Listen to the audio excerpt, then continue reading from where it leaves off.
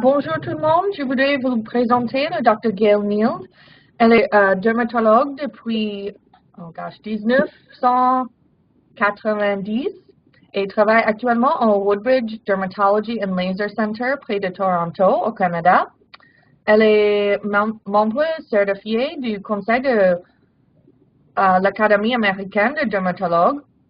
Elle s'intéresse particulièrement au bénévolat à Limbé en Haïti, à l'hôpital Bon Samaritain.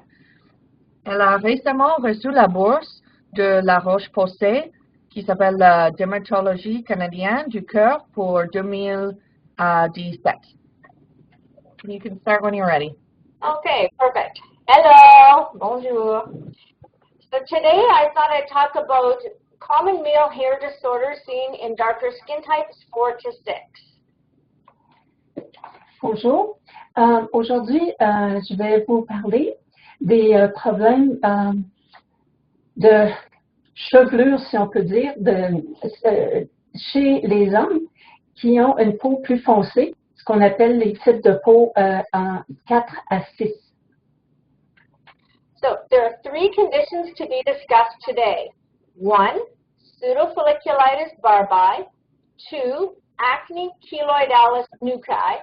And 3, dissecting cellulitis of the scalp. Bon, alors il y a trois disons, problèmes ou maladies de la peau dont on va parler aujourd'hui. Le premier, c'est la pseudofolliculite barbae. La deuxième, c'est l'acné keloïdale de la nuque. Et la troisième, c'est, on va parler de la cellulite du cuir chevelu. Good. And although these seem like crazy, weird diseases, when you see them, you're all going to recognize them. They're actually, I see them quite a bit when I'm working in Haiti. Bon. Alors, on remarque que les noms de ces maladies-là sont assez étranges, mais cependant, ce sont des problèmes que vous allez reconnaître très facilement. Moi, j'en traite très fréquemment quand je travaille en Haïti. So, the goals today are to recognize common hair disorders seen on the face and scalp, differential diagnoses, treatments, and prevention. Alors, aujourd'hui, le but de ma conférence, c'est de vous permettre de reconnaître ces problèmes de chevelure ou de peau chez les hommes qui impliquent le visage, le cuir chevelu. Ce sont des problèmes qu'on voit dans les types de peau plus foncés, les types de 4 à 6, ainsi que le diagnostic différentiel, les traitements et la prévention. Okay, so to start off with pseudofolliculitis barbae. The definition, it is a chronic inflammatory hair follicle disorder involving the beard area in men, and it's much more common in darker skin types, also known as barber's itch, shave bumps, razor bumps. Bon. Alors, en ce qui concerne la pseudofolliculite barbae, c'est de la barbe, c'est une inflammation chronique du follicule pileux et c'est quelque chose, c'est ce qu'on voit souvent dans la région de la barbe chez les hommes. C'est très commun, beaucoup plus commun chez les hommes dont le type de peau est entre 4 et 6. Ça s'appelle aussi des bosses causées par le rasage. So the cause, the pathogenesis occurs most often in men with tightly curled hair shafts. The hair shafts will curl back into the skin after shaving instead of continuing to exit out of the skin. And this triggers an inflammatory reaction known as a foreign body reaction. Bon. Alors, les causes de la pseudofolliculite de la barbe, c'est, premièrement, ça se produit le plus souvent chez les hommes dont les cheveux sont très, ou les poils, c'est quand on parle de la barbe, sont très frisés. Alors, le poil va se recourber et retourner dans la peau après le rasage au lieu de rester à la surface de la peau, ça provoque une réaction inflammatoire, ce qu'on appelle la réaction au corps étranger. Okay, so the most common hair shaft types. On the left, the diagram shows this straight hair, wavy hair, and then curly hair.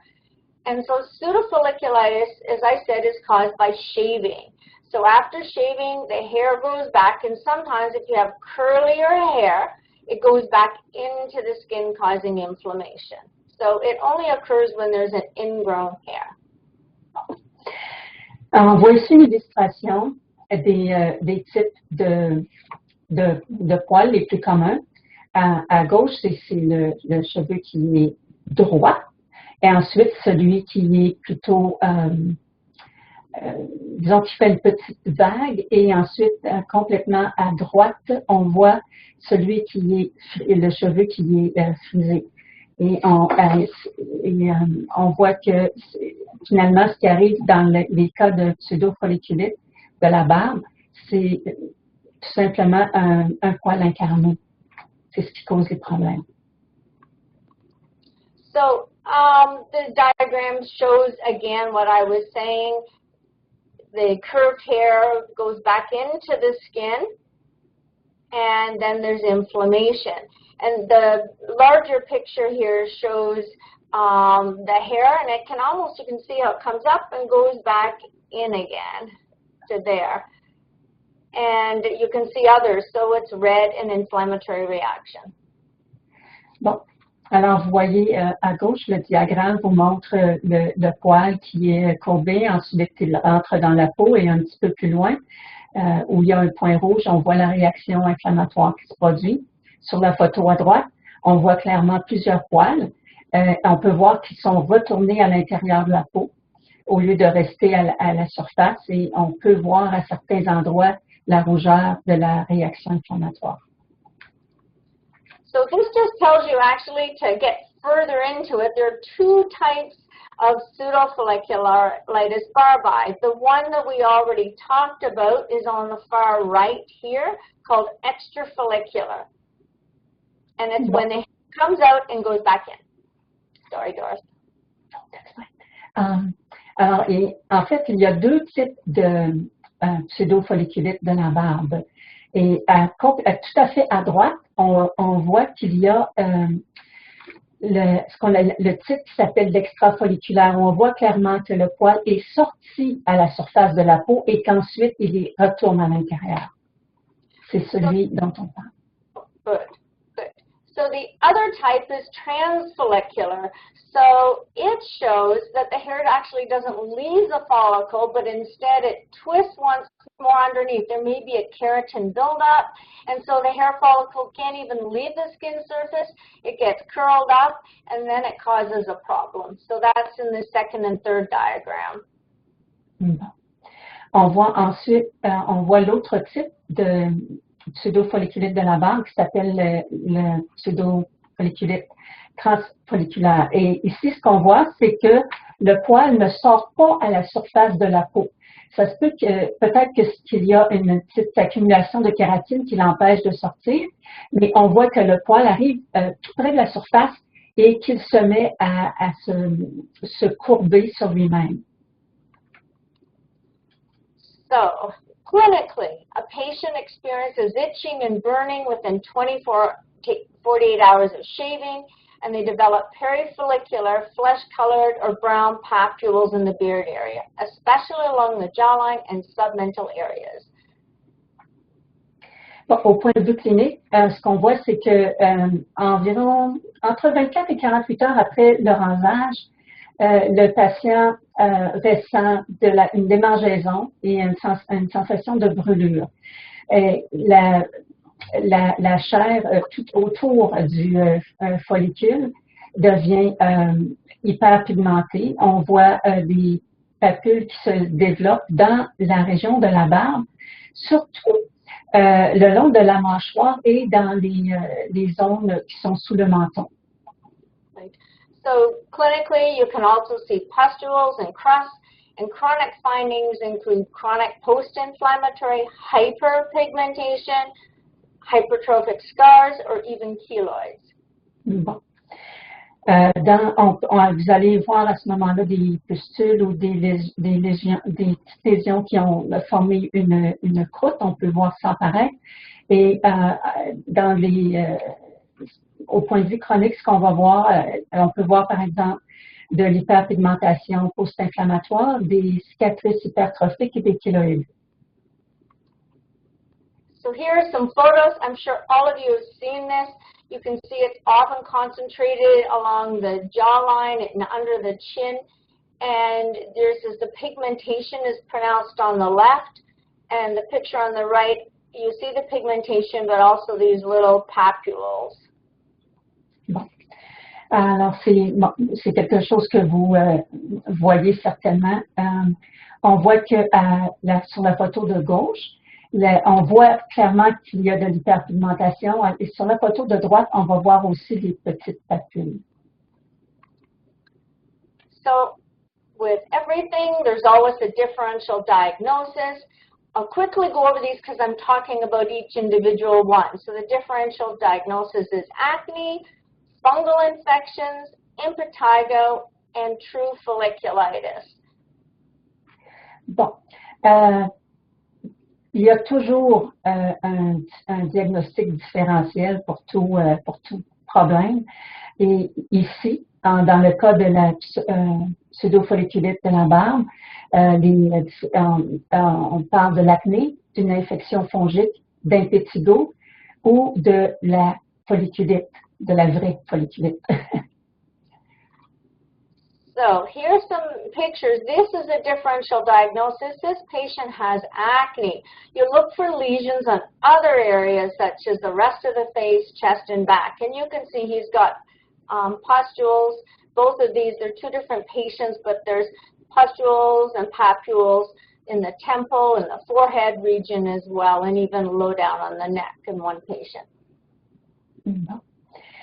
OK. Alors, dans le cas 6, vous avez des photos de deux différents patients qui souffrent d'acné. Et on peut voir que les lésions d'acné, on les retrouve dans d'autres zones du visage. Dans un des cas, il y en a même dans le cou, mais on les voit aussi sur les joues et sur le front et les tempes. It's important to realize that you can have acne along with pseudofolliculitis barbae. You can have the two together. Cependant, il est important de se rappeler que c'est possible de voir de l'acné et la pseudofolliculite de la barbe en même temps. So another differential diagnosis is fungal infection. Tinea barbae is the actual name for a fungus in this area. And if you look carefully on this diagram, you'll see the red border that's progressing. And then you see the pustules within the chin region. So this is Tinea barbae, and that edge is pretty classic for a fungal infection. Bon, il y a d'autres possibilités. Par exemple, vous pourriez trouver ça. Il pourrait s'agir d'une infection fongique qui est beaucoup plus sévère. So another differential diagnosis is infection impetigo. It's usually acute onset. It's a bacterial infection, involves just the epidermis. It's often in the face around the mouth region. And you can see more honey-colored crusts that are classic for impetigo. Bon. Une autre possibilité, ça pourrait être de l'impétigo. L'impétigo arrive assez soudainement, c'est une infection bactérienne. Normalement, c'est assez sévère et ça implique seulement la peau, pas les poils. Et normalement, c'est localisé dans une seule zone. So finally, another differential diagnosis is true folliculitis barbae. When we say pseudofolliculitis, this whole talk is about pseudo. It means it looks like a true folliculitis, but it isn't. So it's a fake folliculitis. Here it's folliculitis barbae. It's a true superficial infection of the bearded area in men. It's often caused by Staph aureus, and it appears on the skin around the nose or mouth where hair follicles are damaged with sheathing. And if a person is a Staph aureus nasal carrier, they're more prone to it. Bon. La folliculite de la barbe, c'est ce qu'on a mentionné tout à l'heure, la vraie folliculite. C'est une folliculite qui est superficielle sur dans la région de la barbe chez les hommes, mais c'est causé par le staphylocoque. Ça peut apparaître dans la peau, autour de la bouche et du nez, lorsque les follicules pileux sont endommagés pendant le rasage et qu'ils deviennent infectés, surtout chez les patients qui sont porteurs du staph nasal. So then there's also Psychosis barbae, which is just a deeper type of fungal infection. So it's deeper, and it's caused by a different type of staph bacteria, and it's a lot deeper and more painful, and often needs to be treated with oral antifungal agents like Brazil-Fulvin. Bon, il y a aussi la psychose de la barbe. C'est une infection qui va plus profondément dans les follicules pileux du menton. Sorry, Doris, I made a mistake. J'ai oublié, c'est un problème. Psychosis barbae, c'est une infection staph, so c'est une bactéria, so on a besoin l'antibiotique et pas antifungal. Je m'excuse, un problème. I said the wrong thing. Bon, alors on doit faire une correction. La psychose de la barbe, c'est une infection bactérienne qui se traite aux antibiotiques et non pas avec un antifongique parce que c'est une bactérie. Et elle est causée par le staphylocoque et va causer de l'inflammation et de l'irritation. Ça va aussi causer des pustules et des papules qui sont assez douloureuses. Thank you. Merci beaucoup. Okay, so here are some pictures of folliculitis barbae. So this is an infection, not inflammation. You can see a lot of fine little pustules on the left side. And Psychosis barbae is bacterial. It looks a lot like impetigo because it's by this bacteria. Bon. Alors ici, vous voyez des photos qui illustrent bien la folliculite de la barbe. On voit à gauche et à droite, on voit la psychose de la barbe. On voit qu'il y a dans le cas de la psychose, on voit qu'il y a des papules et des pustules qui sont beaucoup plus grosses et qui semblent être assez douloureuses. And I really want to point out, Doris, that it's important that for everyone to know who's listening that you can still, once again, have pseudofolliculitis barbae with these two conditions. Bon. Il est important de souligner que c'est tout à fait possible de souffrir de pseudofolliculite de la barbe et à la fois de la folliculite et de la psychose de la barbe.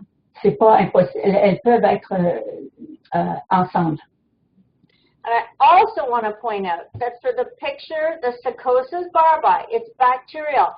But listen, it could be a bad fungal infection of the face as well caused by an animal because fungi that's from an animal source can be very inflammatory, just like this. And I know the doctors who are listening and the staff, the medical staff listening know what I'm talking about, that it is probably virtually impossible at times to look at this and know if it's bacterial or fungal. It can be very difficult. Bon. J'aimerais aussi souligner que la psychose de la barbe peut ressembler beaucoup à une infection fongique. Parfois, c'est très, très difficile en regardant la peau de faire la différence entre les deux, spécialement lorsque l'infection fongique provient d'un fungus animal. So in this case, it would be really, if one had access to a lab for CNS for bacteria or fungal tests like a KOH to check for fungi, it would be useful. Dans ces cas-là, c'est très utile si on a accès à un laboratoire de faire, d'effectuer des tests pour être capable de déterminer s'il s'agit d'une bactérie ou d'un fungus. Okay, so let's go on to prevention. So it's important to avoid a close shave. One should leave, I know this sounds crazy for men who shave, that they suggest that you leave the hair at a length of 0.5 to 3 millimeters and just shave less often. Bon. Passons maintenant à la prévention. Je sais que ça va vous paraître ridicule, mais c'est important d'éviter de se raser de trop près. C'est préférable de laisser les poils atteindre une longueur de 0.5 mm jusqu'à 3 mm et de se raser moins souvent. Also important, if you actually just stop shaving, this will cause resolution of the problem. But face it, that's not always practical. Bon. La meilleure façon de résoudre le problème, c'est de cesser de se raser. Cependant, ce n'est pas toujours une solution pratique. So another suggestion is to actually shave in the direction of hair growth. This can be difficult to do. As men know, on their face, the hair can grow in different areas. But typically, you could shave down because the hairs mostly grow down rather than shaving up. Bon. Une autre méthode de prévention, c'est de se raser dans la même direction de la pousse des poils plutôt que de se raser à rebrousse-poil.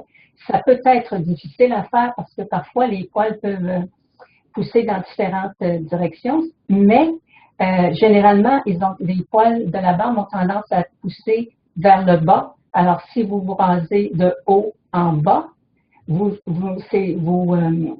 rasez dans le sens de la croissance des poils. And then finally, it's important to not pull the skin taut while shaving. Doing so may cause the remaining hair shaft to retreat deeper into the skin once the skin is relaxed. So if you look at the diagram, you know, if you pull the hair really tightly and shave, then if you look on the diagram, it actually, by stretching the skin, the hair, once it's cut, retreats back into the skin.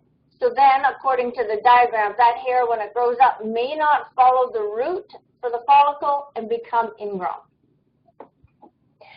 C'est important de ne pas étirer la peau pendant le rasage parce que si on fait ça, ça peut pousser le poil, en fait, ce qui en reste après le rasage, de retourner à l'intérieur du follicule. Et à ce moment-là, quand on va relâcher la peau, après l'avoir étirée, il va être vraiment plus profondément à l'intérieur. Et lorsqu'il va commencer à repousser, ça se peut qu'il ne suive pas le follicule, mais qu'il pousse sous la peau. So, how else can we prevent? You can loosen the embedded hairs before shaving. Oftentimes people see an ingrown hair and they try and find it and pluck it out, but that's going to cause further problems. So it's suggested you try and lift it up and then just clip it.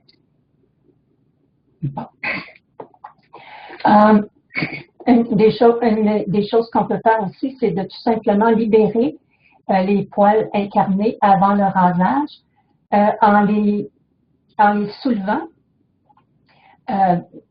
très doucement, en les soulevant de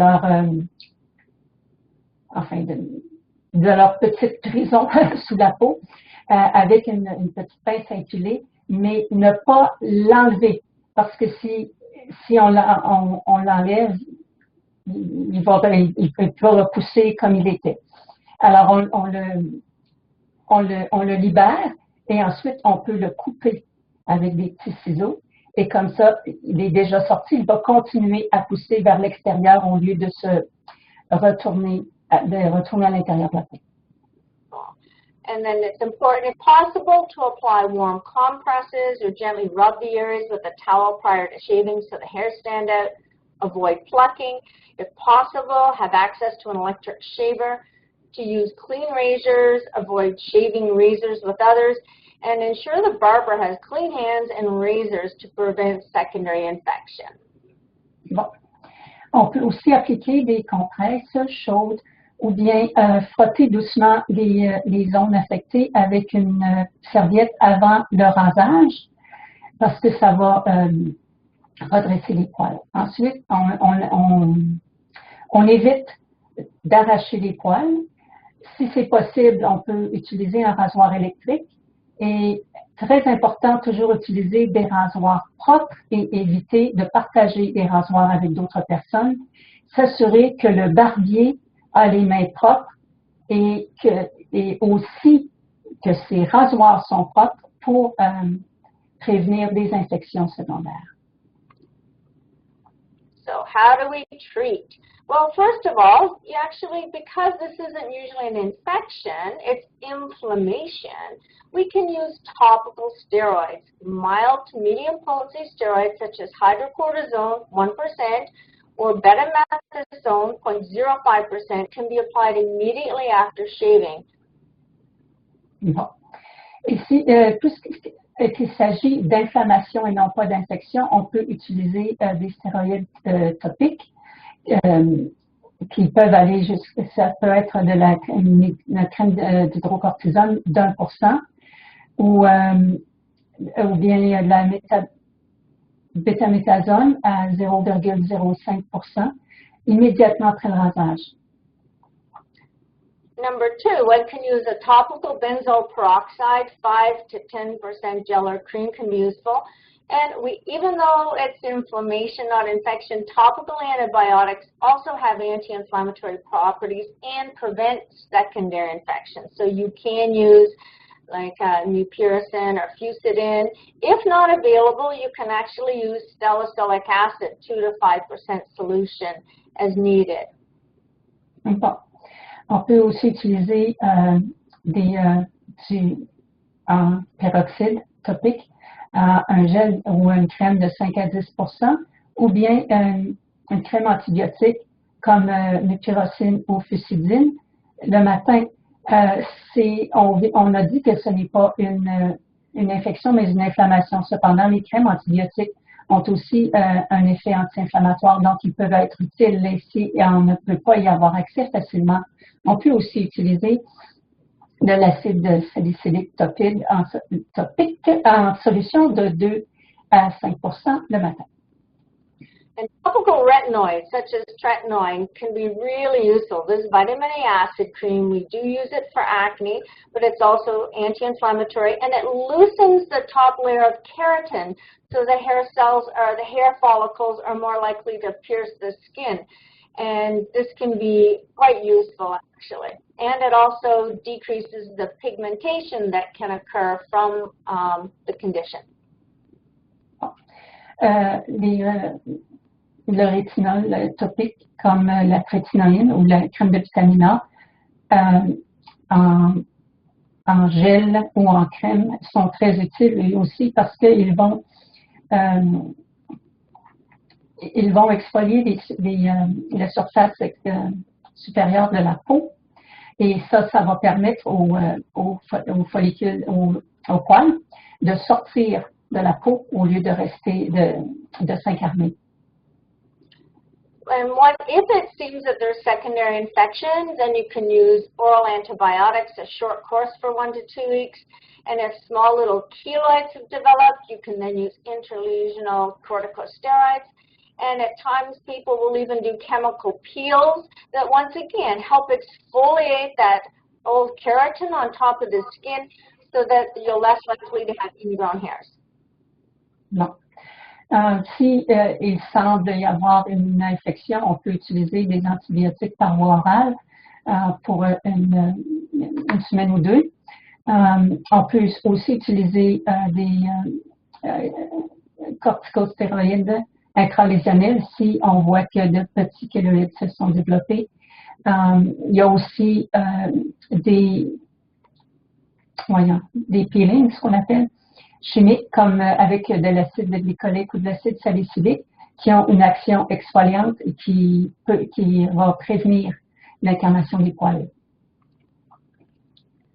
So, just a summary then, recommended shaving regime just to reduce the occurrence. So before, if possible, a warm moist towel to soften the beard area. Wash the face with antibacterial soap or benzoyl peroxide wash. Carefully release the visibly embedded hairs and lubricate with shaving foam or gel. During, use a sharp razor. Shave in direction of hair growth as much as possible and avoid stretching or pulling the skin while shaving. Bon.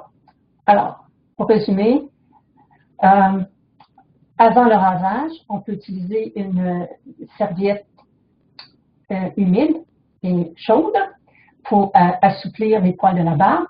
On lave le visage avec un savon antibactérien ou un nettoyant au peroxyde. Ensuite, on va libérer les poils qui sont déjà incarnés. Et ensuite, on va lubrifier la peau avec une crème ou un gel à raser. So did you do the second part? Did you the during part? I'm letting you read the whole thing. OK. Ensuite, pendant le rasage, on utilise un rasoir bien aiguisé. On se rase en direction de la croissance des poils autant que possible et on évite absolument d'étirer la peau pendant le rasage. And then afterwards, if possible, if you have an aftershave, it's good, or benzoyl peroxide, biotics, and if it's severely inflamed, you use the cortisone cream, retinoids if possible.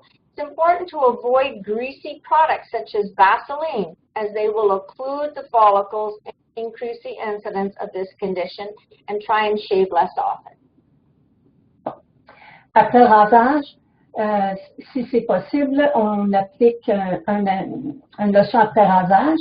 Ça peut aussi être du peroxyde topique ou bien une combinaison d'antibiotiques topiques aussi. Et lorsque il y a des lésions qui ont une forte inflammation, on applique une crème aux stéroïdes, à peu près 1% d'hydrocortisone. On peut appliquer aussi une crème de rétinol le soir, si c'est possible.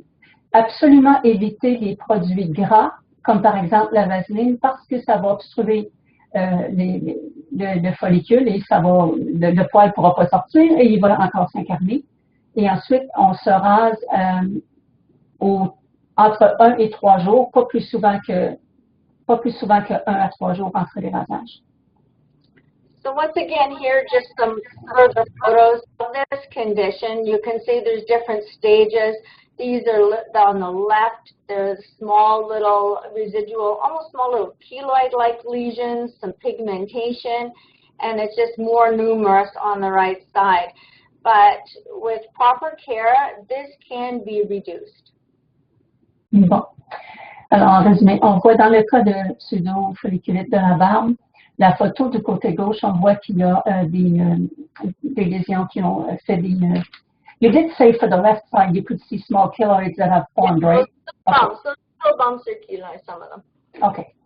On voit qu'il y a des petites cicatrices kéloïdes qui se sont formées dans les deux cas. On peut voir, par contre, si on les traite comme je vous l'ai expliqué plus tôt, on peut grandement réduire cette apparence-là.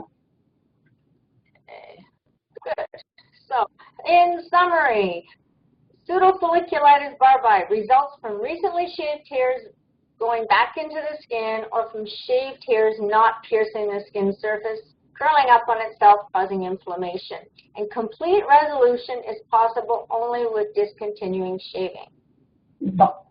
Alors, en résumé, la pseudofolliculite de la barbe résulte, c'est à cause les poils qui viennent d'être rasés retournent à l'intérieur de la peau et aussi il y a des poils qui n'arrivent pas à sortir, percer la surface de la peau, qui se retournent et qui poussent sous la peau et que ça cause de l'inflammation. C'est possible de régler complètement le problème seulement si on cesse le rasage. Il faut utiliser des techniques de rasage appropriées et c'est ce qui va réduire de beaucoup l'apparition de ces lésions-là. On peut le traitement médical c'est souvent des produits anti-inflammatoires, des stéroïdes topiques, du peroxyde, des antibiotiques et des rétinoïdes. Puis parfois, ça peut développer une infection secondaire qui est on peut développer une folliculite bactérienne. Perfect. All right, so we have done pseudofolliculitis. So we are now on to acne keloidalis nuchae. Long name, it just means the nuchae is this part of the scalp, the posterior occipital area. So the other term is nuchae. So acne keloidalis nuchae, you get acne in keloids in this nuchal part of the scalp. That's just a definition. Bon. Maintenant, on passe à l'acné kéloïde de la nuque. C'est un grand nom pour désigner tout simplement la partie la partie du corps, ou plutôt de la tête, où apparaît ce problème-là, ce qui est vraiment la nuque. So it's a progressive chronic folliculitis. It gives these keloid-like papules, and as I said, it's usually in the nape of the neck and the occiput. And it typically affects men post-puberty, often starting in the late 20s to 30s, and women are only rarely affected. Bon. Alors, l'acné kéloïde de la nuque, c'est une folliculite chronique qui est progressive, qui va faire apparaître des papules kéloïdes et des plaques sur l'occiput et aussi sur la nuque. En général, ça affecte les hommes, ça commence après la puberté, donc normalement, ça affecte les hommes vers la fin de la vingtaine, dans la trentaine, et les femmes sont très rarement affectées. So it most commonly affects men with darker skin types, and active lesions, though, usually aren't seen after ages 60.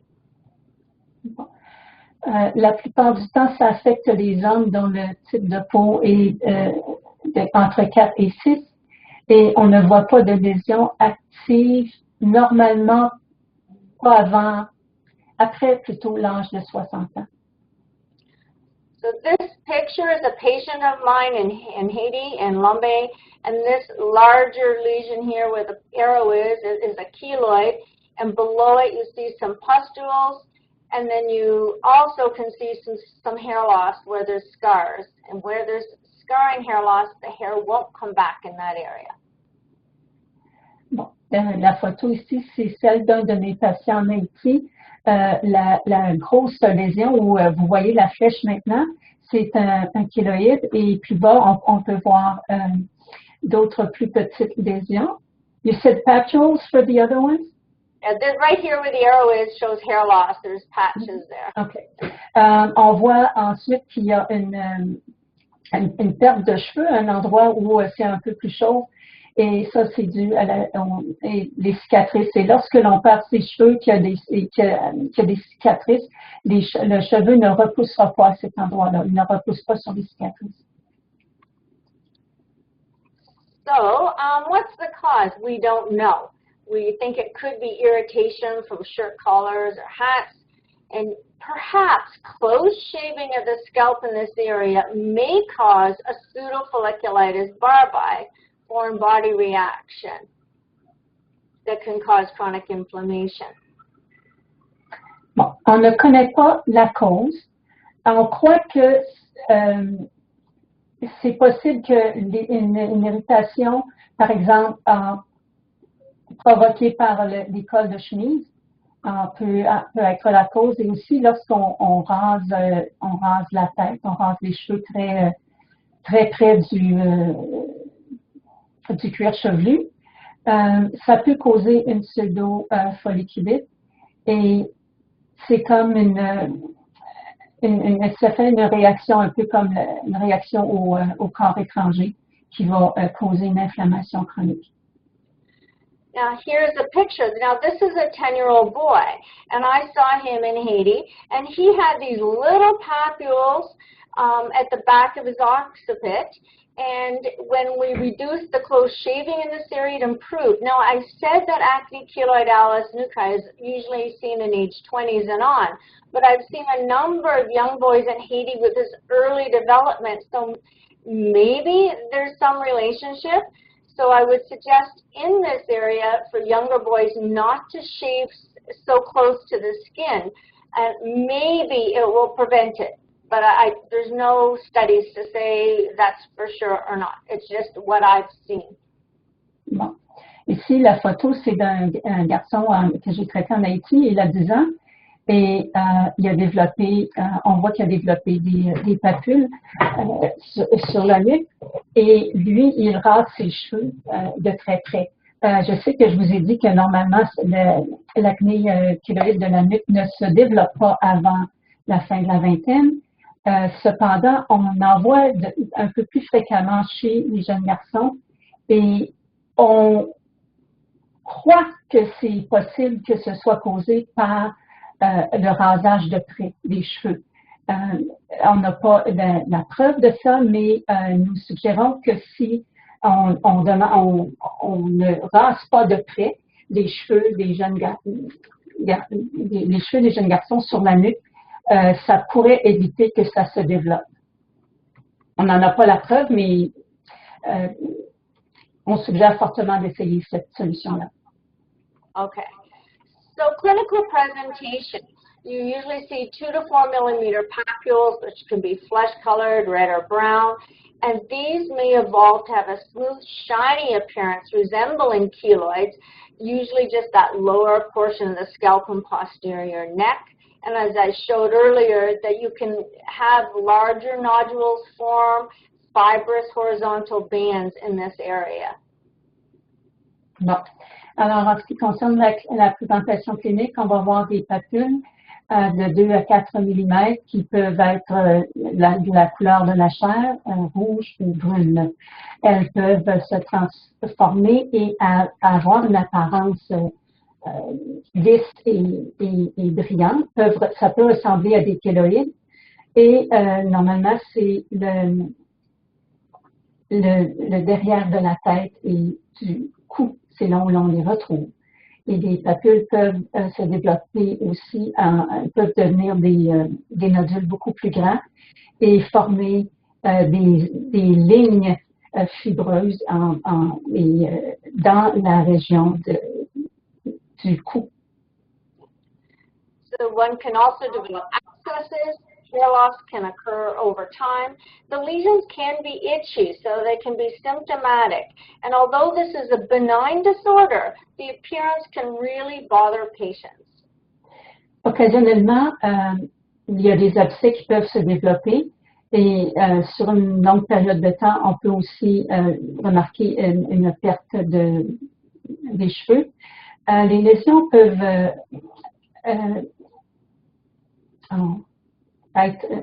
causer des démangeaisons. C'est une maladie qui est bénigne, mais ça peut avoir l'apparence que ça donne, ça peut vraiment déranger les patients.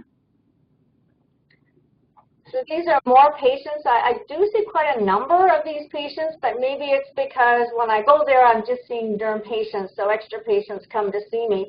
On the left is a 28-year-old with active crusted nodules in his lower scalp and early keloids developing.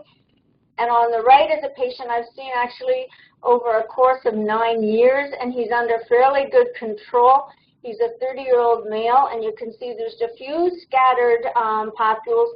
And even though it's supposed to be just in the lower portion, you can see some higher up. Quand je vais en Haïti, je vois des patients en dermatologie, alors c'est sûr que je vois plus de cas comme ça.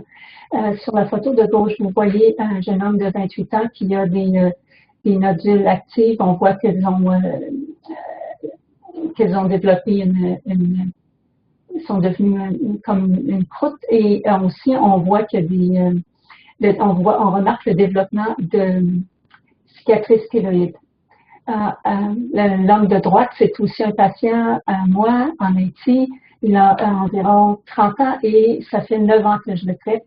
Lui, il avait une forme un peu plus étendue. Et on voit qu'il y a des papules qui sont assez fermes. Et cependant, on a dit que c'est plutôt derrière la tête et le derrière du cou. Cependant, on remarque chez lui qu'il y a des lésions un petit peu plus haut sur sa tête. Et les autres sont éparpillés un peu partout sur le reste du derrière de sa tête. C'est comme là maintenant, il est sous contrôle et ça va bien. So there's a differential diagnosis. There's an unusual condition. I'll just briefly mention. It's called follicular Calvin's.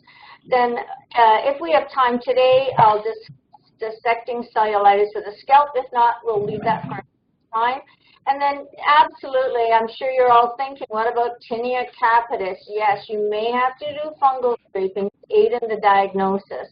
But remember, tinea capitis rarely occurs in healthy adult males. If they're immunosuppressed, you see it more, but that is something to consider. En ce qui concerne le diagnostic différentiel, et on peut voir aussi la folliculite décalvante, et on voit des petites touffes de poils, et on voit de l'inflammation. On voit aussi la folliculite du cuir chevelu, et aussi on peut aussi avoir la teigne. Et dans ce cas-là, il faut faire faire des prélèvements pour être capable de obtenir un diagnostic et différencier les autres maladies possibles. So, how to prevent it? They suggest avoid wearing tight-fitting clothes that rub the posterior hairline, such as shirt collars, and perhaps not wearing such tight-fitting caps. I see a lot of people wearing baseball caps, and maybe it's rubbing, contributing. I don't think it causes the problem, but it may highlight it. And one should avoid trimming the occipital hairline too closely to the scalp with razors or clippers, and then avoid, once again, greasy hair care products. Alors, en ce qui concerne la prévention de l'acné kéloïde de la nuque, on préfère éviter de porter des vêtements qui sont très serrés et qui font une friction contre le cou, le derrière de la tête, comme par exemple des collets de chemise, et aussi des chapeaux ou des casquettes de baseball qui sont très serrées. Ça ne le cause pas, mais c'est certain que ça peut contribuer à empirer les choses. On évite aussi de couper très court avec un rasoir ou ce qu'on appelle des clippers en français aussi, enfin, chez moi on appelle ça aussi des clippers, mais de couper très court cette région-là des cheveux, qui est le derrière de la tête et dans le cou. Et s'il faut absolument utiliser un rasoir, de ne pas raser trop près de la peau et de raser en direction de la pousse du poil et d'éviter à tout prix les produits pour les cheveux qui sont gras. So treatment. Starting treatment early in the disease process will reduce the amount of chronic scars and hair loss. Early treatment correlates with a good prognosis. We actually use very potent topical steroid creams such as clobetasol, topical antibiotics, topical retinoids, interlesional corticosteroids, Aldera, surgical excision, and laser. I've just listed them all, possible treatments. OK.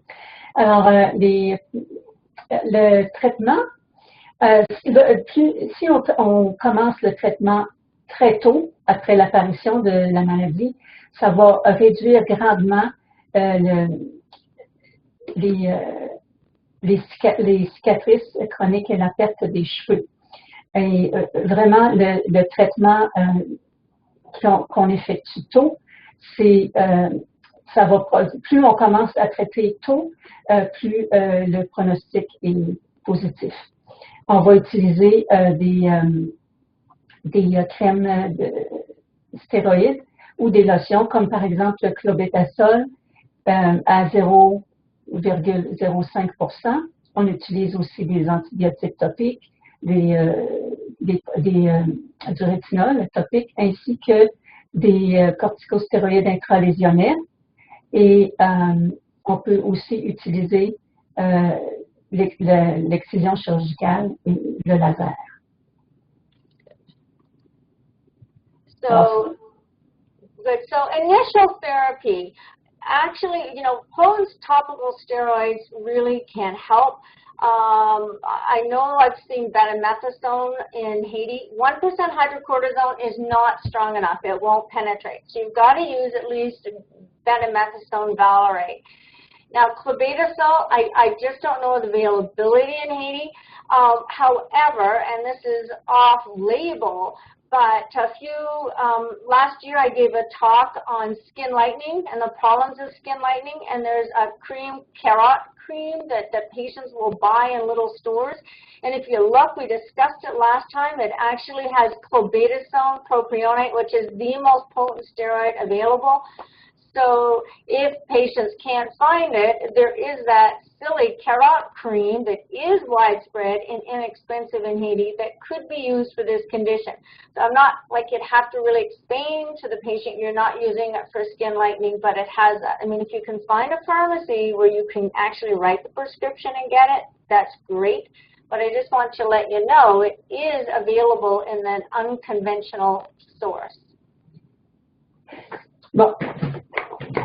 Vous pouvez utiliser des stéroïdes topiques comme le clobetasol et le bétaméthasone et des antibiotiques topiques comme le pyrrocine et le fusidine 2 fois par jour. J'aimerais souligner, si ce n'est pas possible, j'ai vu le bétaméthasone en Haïti.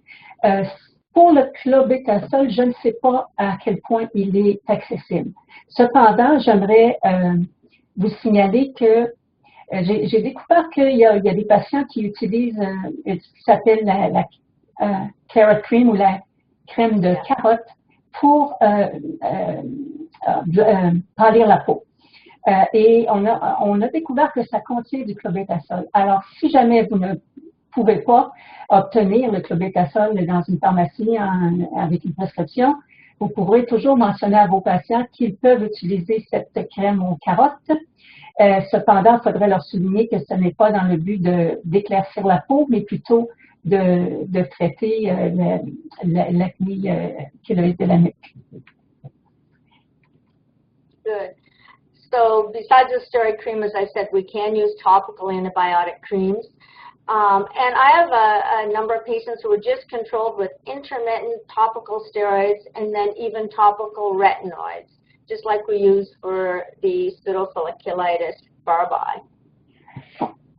Plus tard, on peut contrôler avec seulement des des stéroïdes ou des produits topiques ou des produits au rétinol. Et, ça peut fonctionner de l'utiliser en intermittence, un peu comme dans le cas de la pseudofolliculite de la barbe. And early therapy can actually result in flattening of the lesions and reducing the symptoms. Remember, it can be itchy, and steroids are anti-itch creams as well, so they can be useful. Le traitement précoce peut en fait aplatir les lésions et réduire les symptômes. There's also a cream I mentioned in past lectures about making products and making your own, and one was Whitfield's ointment. It's a mixture of benzoyl benzoate and salicylic acid. It's a really old treatment, but it's still useful, and it's inexpensive. It has keratolytic action, so it can help stop the hairs from becoming irritated, and it's anti-inflammatory. And if you have purulent lesions, if it looks like there's a secondary infection, the patient may require oral antibiotics for a few weeks, so you could use Keflex. If you're going to need it for a few months, like we treat acne, you could try doxycycline for a month or more. Il y a un produit qui s'appelle Whitfield. C'est un vieux remède qui contient de l'acide salicylique et du benzoate, qui peut être très utile et qui fonctionne bien et qui n'est pas très dispendieux. S'il y a des lésions purulentes, il faudrait avoir recours à des antibiotiques par voie orale pendant quelques semaines et même pendant quelques mois. On peut utiliser, par exemple, le Keflex. Et si il faut utiliser pendant quelques mois, à ce moment-là, on utilise la doxycycline.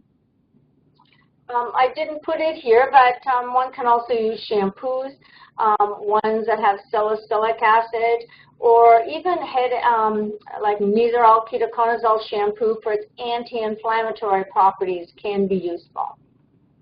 Je n'ai pas écrit ici, mais j'aimerais mentionner qu'on peut aussi utiliser des shampoings. Par exemple, comme, you did say Nizoral, right? Yeah, Nizoral can be used.